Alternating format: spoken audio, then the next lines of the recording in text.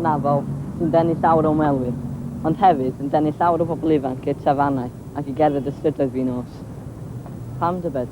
Oedd yr ateb byw, diffyg gyfleusterau chwaraeon. Ond i fydd yn well i'r bobl ifanc yma fod yn cadw'n heini yn y canolfannau chwaraeon. Mae gwir angen canolfan chwaraeon a bydd yn agor bob dydd ar gael i ni, y blant ifanc.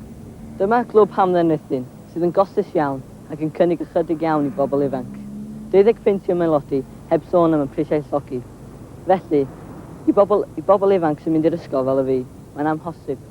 Yr unig ganolfannau chwaraeon gwerth i'w ymweld â nhw yw ysgol yr Alun yr Wyddgrug a canolfan hamdden Llanelwy. Ond eto, mae'n gostio'n ddrud i gyrraedd yno.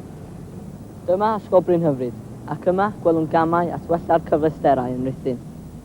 Mae'r ei hadnewyddu, mae pwll nofio, gym, solarium, sauna, ac hefyd neuadd ymarfer.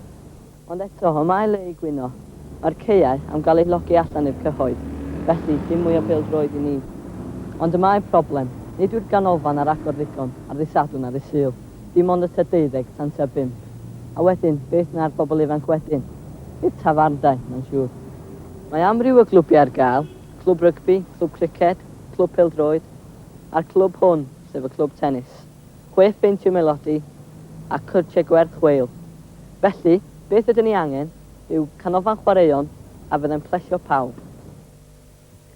Wel, mae Robyn wedi sgwennu at y cyngor ers mis Gorffennaf yn cwyno am y diffyg cyfleusterau, ac i fod wedi ffonio'n aml, diom di cael unrhyw ymateb hyd yn hyn. Wel, mi ro'n i wybod i chi os fydd na unrhyw ddatblygiadau.